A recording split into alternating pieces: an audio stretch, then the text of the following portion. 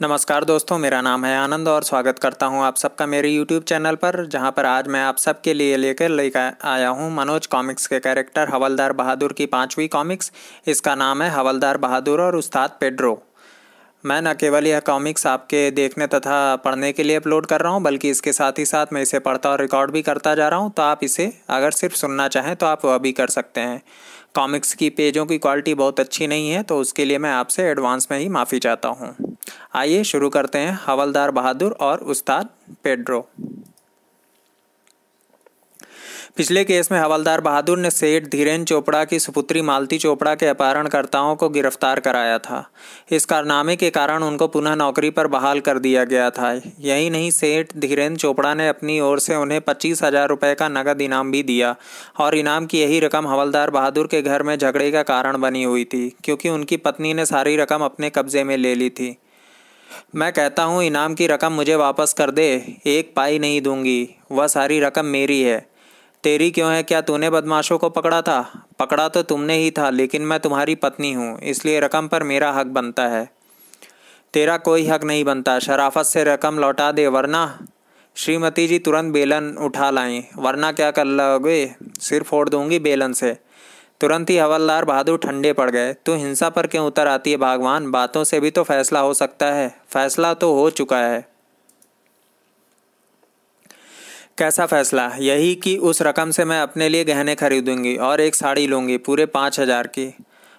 आय हाय, 5,000 की साड़ी पहनेगी? सूरत देखी है अपने फटे खरबूजे जैसी। चुप!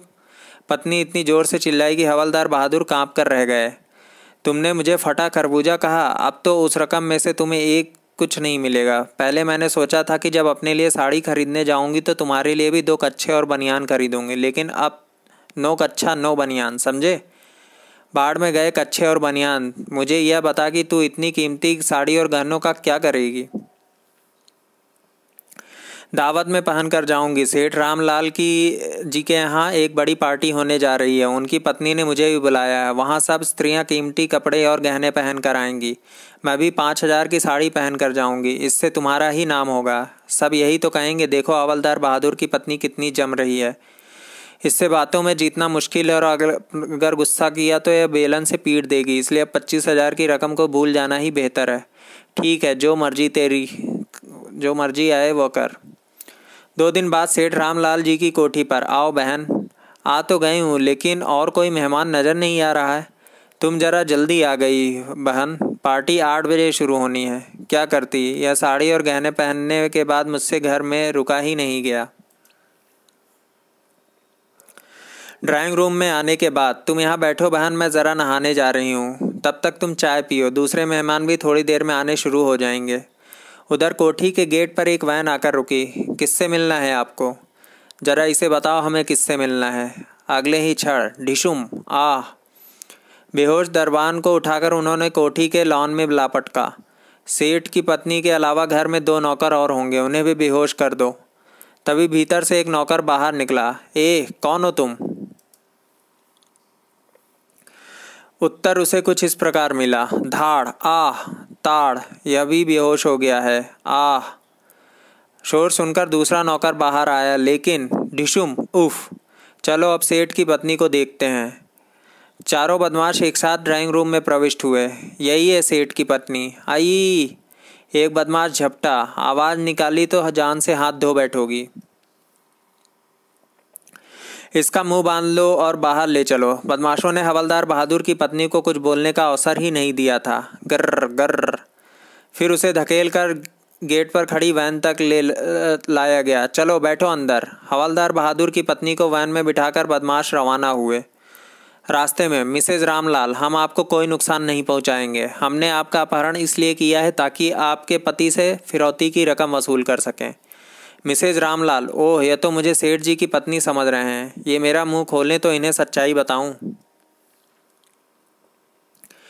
लेकिन तुरंत ही उनके मस्तिष्क ने कहा, नहीं, अगर इन बदमाशों को यह पता चल गया कि मैं सेठ की पत्नी नहीं हूं तो क्रोध में यह मेरी हत्या कर सकते हैं। मुझे चुप रहना चाहिए और इनके चंगुल से निकलने की कोई तरकीब सोचनी चाहिए। उधर सेठ रामलाल के दफ्तर में घर से फ़ोन आया होगा। ट्रिन ट्रिन। हेलो सेठ रामलाल, हमने तुम्हारी पत्नी का अपहरण कर लिया है। अगर तुम उसे जिंदा वापस चाहते हो तो 5 लाख रुपयों का प्रबंध कर लो। कौन हो तुम और क्या बकवास है? यह बकवास नहीं है सेठ। रुपयों का प्रबंध करके तैयार रहो और हमारे अगले निर्देश की प्रतीक्षा करो। और हाँ, पुलिस को सूचना देने की मूर्खता न करना। इतना कहकर फोन बंद कर दिया गया। सेठ रामलाल तुरंत ही अपनी कोठी पहुंचे, जहां उनकी पत्नी पहले ही पुलिस बुला चुकी थी। थैंक गॉड, मेरी पत्नी तो यहीं मौजूद हैं। आ गए आप? कुछ बदमाश हमारी एक मेहमान को पकड़ कर ले गए हैं। मेहमान को? ओह, तो यह तुम्हारे धोखे में किसी और को ले गए हैं। कौन थी वह? हवलदार बहादुर की पत्नी। क्या बदमाश हमारे हवलदार की पत्नी को ले गए हैं? जी हाँ, मैंने उनको दावत पर बुलाया था और उन्हें यहाँ बिठाकर नहाने चली गई थी। इसी बीच बदमाश उन्हें ले गए और बदमाशों ने उनको वापस करने की फिरौती 5 लाख रुपए मांगी है। उधर हवलदार बहादुर थाने में अपनी डेस्क पर बैठे खर्राटे भरने में व्यस्त थे। खर्र खर्र खर्र। इंस्पेक्टर खड़क सिंह वापस थाने पहुंचे। हवलदार बहादुर, उठो। सर माफ़ कीजिए, जरा आंख लग गई थी। कोई बात नहीं हवलदार, आज मैं तुम्हें डांटूंगा नहीं। धन्यवाद सर। तो मैं सो जाऊं? सोने से पहले यह नहीं पूछोगी कि मैं कहाँ से आ रहा हूँ? भला मैं कैसे पूछ सकता हूँ सर? आप अफसर हैं, कहीं से भी आ सकते हैं और कहीं भी जा सकते हैं। ही। मैं सेठ रामलाल की कोठी से आ रहा हूँ हवलदार बहादुर। ओह, तो आप वहाँ दावत खाने गए थे। मेरी पत्नी भी वहाँ गई हुई हैं, आपसे मिली होंगी। नहीं, मैं तुम्हें यह बताना चाह रहा हूँ कि कुछ बदमाशों ने सेठ जी की पत्नी का अपहरण करने की कोशिश की। और क्या सर? सेठ जी की पत्नी के धोखे में उन्होंने तुम्हारी पत्नी का अपहरण कर लिया। मेरी पत्नी का? हाँ हवलदार, तुम्हारी पत्नी इस समय बदमाशों के चंगुल में है। यह आप क्या कह रहे हैं सर? अब मेरा क्या होगा? हाय मेरी पत्नी, मेरी चंपा कली, तू कहाँ चली गई? बू हू। धैर्य रखो हवलदार, हम तुम्हारी पत्नी को बदमाशों से छुड़ाने की पूरी कोशिश कर रहे हैं। किसी को यह नहीं बताया गया है कि बदमाश गलत महिला को ले गए हैं। सेठ रामलाल भी हमें पूरा सहयोग दे रहे हैं। बदमाशों ने 5 लाख की फिरौती मांगी है। 5 लाख? अरे हाय रे, कहाँ से लाऊंगा मैं इतने रुपए? फिरौती नहीं दी तो ये मेरी पत्नी को मार डालेंगे और मैं विधवा हो जाऊंगा। बू हू। विधवा नहीं बेवकूफ़, रंडवा। लेकिन मैं रंडवा नहीं होना चाहता सर। चिंता न करो, हम तुम्हें रंडवा नहीं होने देंगे। हमें बदमाशों के अगले निर्देश की प्रतीक्षा है। देखना है वह रुपया कहाँ मंगाते हैं। लेकिन उनको देने के लिए रुपया कहाँ से आएगा? रुपये का प्रबंध सेठ जी ने कर लिया है। बदमाशों से वह यही जाहिर करेंगे जैसे उन्हीं की पत्नी का अपहरण हुआ है। वैसे हमें बदमाशों का जो हुलिया मालूम हुआ है, उसके आधार पर हमने उनकी तलाश शुरू करा दी है। मैं भी उनकी तलाश करूंगा सर, मुझे भी उनका हुलिया बताइए। इंस्पेक्टर ने उनको बदमाशों के विषय में विस्तार से बता दिया। अगली सुबह सेठ रामलाल की कोठी पर बदमाशों का फ़ोन आया। क्यों सेठ, रुपया तैयार है? हाँ। गुड। अब जरा ध्यान से सुनो। आज रात 8 बजे तुम रुपयों का ब्रीफ केस लेकर अपनी कोठी से निकलोगे और अपनी कार में बैठकर रामनगर की ओर चलोगे। रास्ते में किसी जगह तुम्हें टार्च से सिग्नल दिया जाएगा। तुम गाड़ी रोकोगे और ब्रीफ केस सिग्नल देने वाले के हवाले कर दोगे। समझ गए? हाँ समझ गया। एक बात और समझ लो, अगर तुमने पुलिस की मदद ली तो हम तुम्हारी पत्नी को मार डालेंगे। याद रहे, 8 बजे तुम घर से अकेले निकलोगे। फिर फोन बंद कर दिया गया। कुछ देर बाद सेठ रामलाल पुलिस स्टेशन में इंस्पेक्टर खड़क सिंह के सामने बैठे थे। अब बताइए क्या करना है? आपको 8 बजे रुपया लेकर जाना होगा सेठ जी। लेकिन घबराइए नहीं, ब्रीफ केस में असली रुपये रखने की ज़रूरत नहीं है। मैंने नकली नोटों का प्रबंध कर लिया है। बल्कि साथ ले जाने वाला ब्रीफ केस भी पुलिस डिपार्टमेंट आपको उपलब्ध कराएगा। वह तो ठीक है इंस्पेक्टर, लेकिन क्या ऐसा नहीं हो सकता कि आप मेरे स्थान पर किसी पुलिस वाले को भेज दें? आप शायद डर रहे हैं सेठ जी, लेकिन यह काम तो आपको ही करना होगा। निश्चिंत रहिए, पुलिस आपसे अधिक दूर नहीं रहेगी।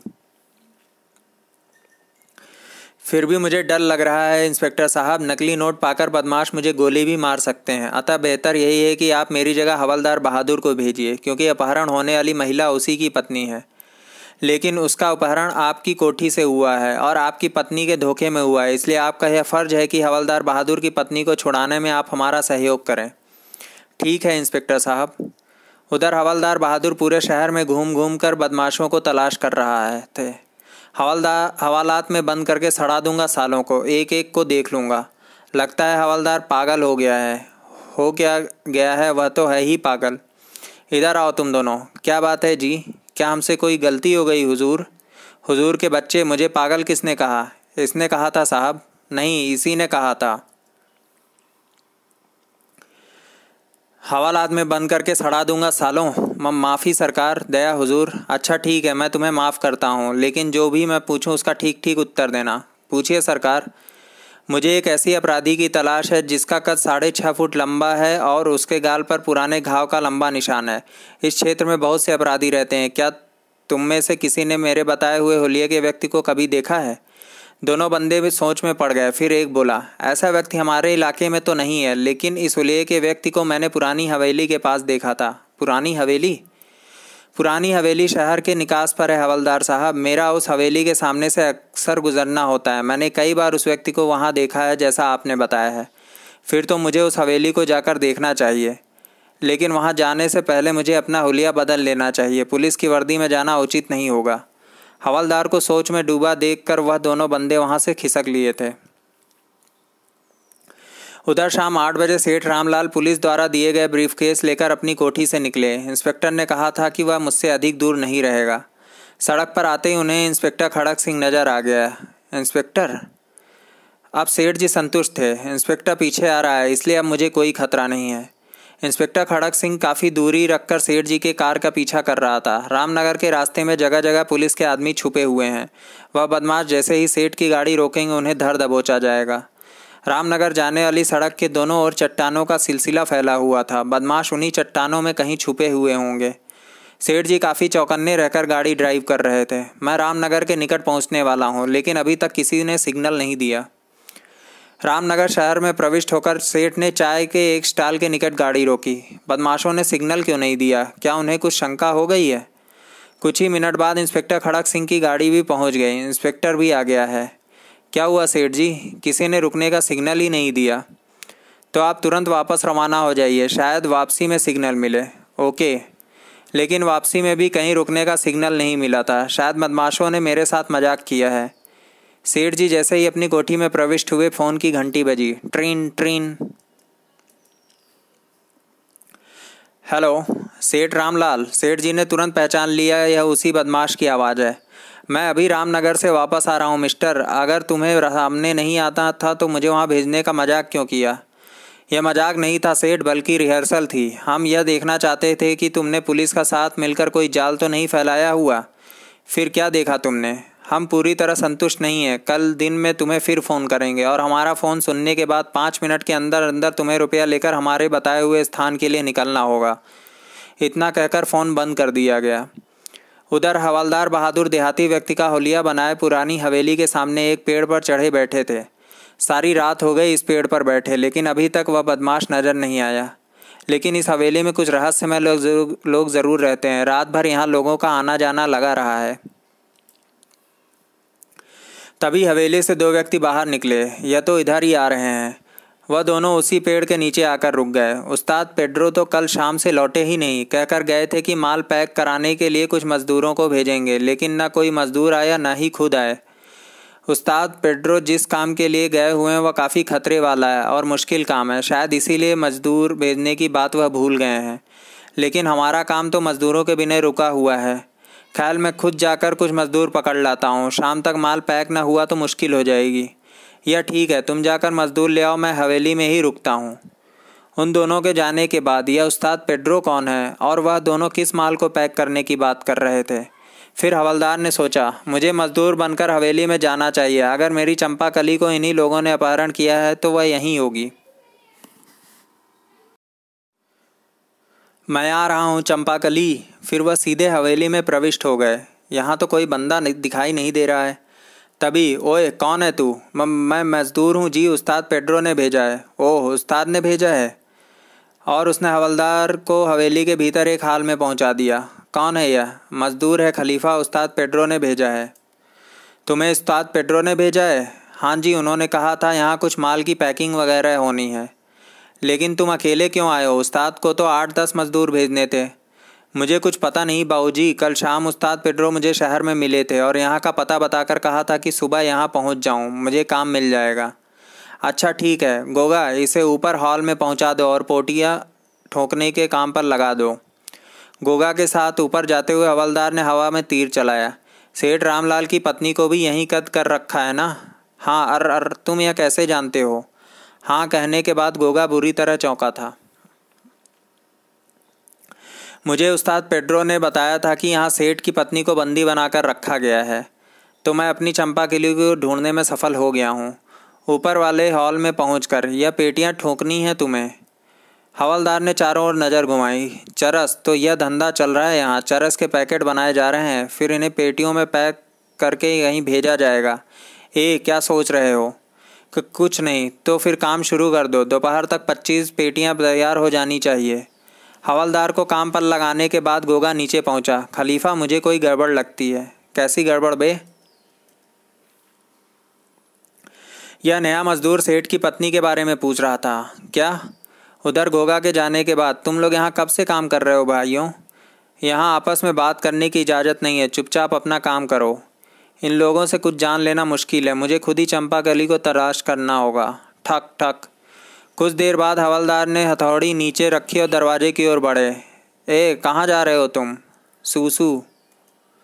वह बाहर कॉरिडोर में निकल आए। यहाँ बहुत से कमरे हैं, चंपाकली इन्हीं में कहीं बंद होगी। और उन्होंने एक एक करके कमरों में झांकना शुरू कर दिया। यह तो खाली है। अपने काम में वह इतने व्यस्त थे कि पीछे आकर खड़ी हुई मुसीबत को महसूस ही नहीं कर सके थे। और जब वह पलटे, अरे बाप रे, अंदर क्या देख रहा था बे? कुछ नहीं, बस ऐसे ही। ढिशुम, हाय।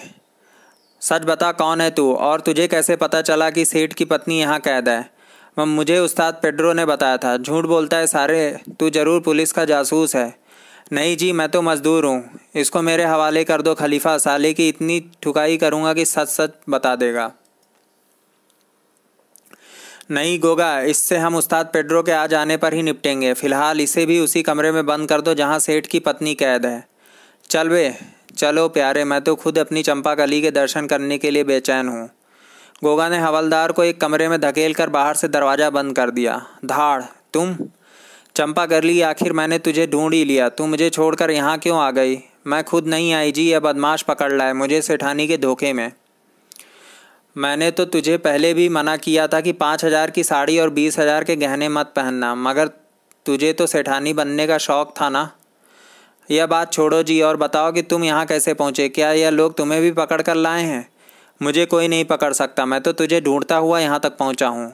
अब मैं इसे यह बताऊँ कि तुक्के में यहाँ तक पहुँच गया हूँ। अगर वह बंदा मुझे पागल न कहता और मैं उसे पकड़ न लेता तो यहाँ मेरे फरिश्ते भी नहीं पहुँच सकते थे। उधर सेठ रामलाल को फ़ोन पर आदेश मिला। सेठ, रुपयों का ब्रीफकेस लेकर 5 मिनट के भीतर कोठी से निकलो और कार में बैठकर एक बार फिर रामनगर की तरफ रवाना हो जाओ। रास्ते में तुम्हें सिग्नल दिया जाएगा। सेठ जी जानते थे कि पुलिस ने उनका फ़ोन टेप किया हुआ है और बदमाशों का संदेश सुन लिया होगा, इसलिए वह समय नष्ट किए बिना कोठी से निकल गए। एक बार फिर उनकी कार रामनगर की ओर दौड़ रही थी। इंस्पेक्टर खड़क सिंह कहीं दिखाई नहीं दिया। पता नहीं उसने फ़ोन सुना भी है नहीं। सेठ जी को पता नहीं था कि आकाश में उड़ रहे एक हेलीकॉप्टर में इंस्पेक्टर खड़क सिंह उनका पीछा कर रहा था। पायलट सेठ की कार नज़रों से ओझल नहीं होनी चाहिए। सेठ जी अपनी कार में रामनगर पहुंच चुके थे। इस बार भी कोई सिग्नल नहीं दिया कमबख्तों ने। वापस चलता हूं। सेठ जी वापस जा रहे हैं। पता नहीं वह बदमाश क्या चाहते हैं। क्या इस बार भी वह रिहर्सल ही करा रहे हैं? वापस शहर पहुंचने तक कोई सिग्नल नहीं मिला था। अब मैं इस चक्कर में और नहीं पड़ूंगा। बदमाशों का फ़ोन आएगा तो साफ कह दूंगा कि उन्होंने मेरी पत्नी का अपहरण नहीं किया है। और जब सेठ जी ने अपनी कोठी के सामने गाड़ी रोकी, ब्रीफकेस दो सेठ। सेठ ने घबराकर ब्रीफकेस उसके हवाले कर दिया। ब्रीफकेस लेकर गुंडा पास की एक गली में प्रविष्ट हो गया। ब्रीफकेस लेकर वह गाड़ी में दौड़ता चला गया। गली के दूसरी ओर एक जीप में उसके साथी मौजूद थे। उस्ताद पेड्रो आ गए। उस्ताद पेड्रो के बैठते ही जीप तेज़ी से रवाना हो गई। उधर हवेली में, लो खाना खा लो, हम अपने कैदियों को भूखा नहीं रखते। जैसे ही गोगा चारपाई पर ट्रे रखने के लिए झुका, धाड़ आई।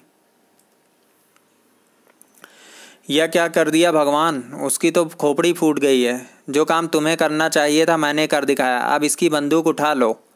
बंदूक? मगर हम इसका क्या करेंगे? नीचे खलीफा भी तो है। खलीफा की ऐसी की तैसी। तुम नहीं उठाते तो मैं उठाती हूँ बंदूक।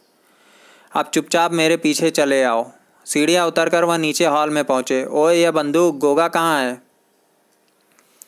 उसकी मैंने खोपड़ी फोड़ दी है और अब तेरी बारी है खलीफा के बच्चे। सेठानी जी रुकिए, गोली चल सकती है।